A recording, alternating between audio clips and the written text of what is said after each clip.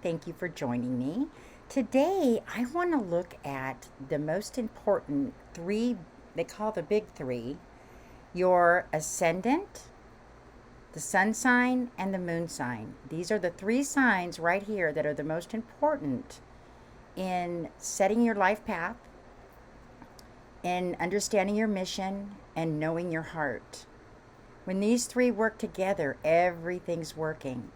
So for this section or session, I thought it'd be kind of fun to take a look at a couple of different celebrities and look at what their ascendant, sun, and moon are. So I started with Celine Dion.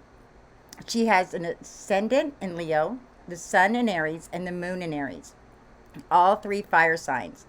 And isn't she a fireball? Just look at her when she is performing. I mean, her hands, her movements. I mean, she's an athlete up there. And that shows our sun and moon and Aries conjunction. This is also being born on a new moon. So this can be a very, very focused person, very, very direct person. We can look down here at the wheel and we can see the sun and the moon. There you are. See, on this side of the wheel, she also has her midheaven, Saturn, and north node. So this, you see, when you see these huge stellums like this, a lot of times you see very famous people. So that is a common thread. So I thought that would be fun. So for our next one, let's look at Michael Jackson. I'm going to put Michael Jackson natal chart. And I like the Astro theme. They do all the celebrities. Again, this is just one of many sites. Now, here is interesting. Michael Jackson, his big three, he's got his ascendant in Pisces, he's got a moon in Pisces, and a sun in Virgo. So Virgo, Pisces are the opposite. So here we have a full moon. So Michael Jackson's born on a full moon, but he also has the moon and the rising sign of the same sign. This is very, very powerful. And let's take a look at what this looks like down here. We see the ascendant and the moon in the same sign. And if you look 180 degrees all the way across the zodiac, all the way across the wheel here, we have Virgo. So there's your opposition. There's your full moon. As the sun is going down, the full moon is rising. So that's another fun one. Okay, let's look at Katy Perry. Hers was super interesting. Oh, I didn't put natal chart. Put Katy Perry natal chart. This is another fun way to learn. Excuse my bird in the background. I'm not going to stop the video because she's squawking. That's Kirby.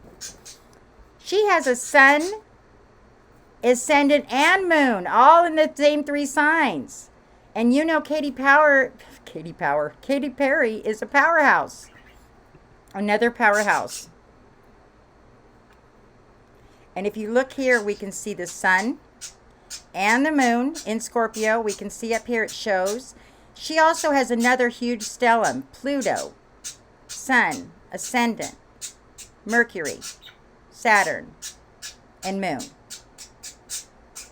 And again, we see another celebrity. All right, let's look at Jennifer Lopez. Jennifer Lopez natal chart. This is a fun way to learn because you know a little bit about our celebrities. Now here we don't have a time of birth. So without the time of birth we cannot find the ascendant. They do not have a time of birth for Jennifer Lopez, but they do have the sun in Leo and the moon in Scorpio. And that is a square. So that's a difficult aspect right there.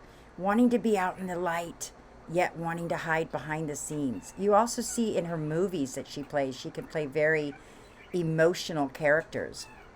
But of course, she's just our all-American Leo. And when we look at the chart down here, we can see the sun in Leo. Here's this aspect right here. She also has Mercury in Leo, okay, and Lilith, but Mercury. Mercury's our two antennas right here. And our square is all the way up here, 3 signs apart, with her moon in Scorpio. So that's another square. Okay, let's see. that was the main few that I wanted to share with you guys. So take a look. What 3 main planets, where is your sun, where is your moon, and where is your ascendant? If you don't have your time of birth, you will not be able to find your ascendant. But if you start there, we can start then to explore what does that mean. But first we have to identify, I'm going to go back to Carrie.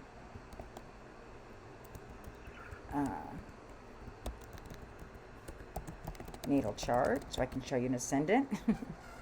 We'll go back here. To identify, here we know that we can see that this is somebody that is very much one-dimensional, has a lot of black and white thinking, because there's not a lot of variety here. This is a very intense mind. But we need to know the ascendant, the sun, and the moon. All right, and then we'll start to explore what each one of those means. But I just wanted to introduce those to you so you get a little feel of them. All right, have a great day.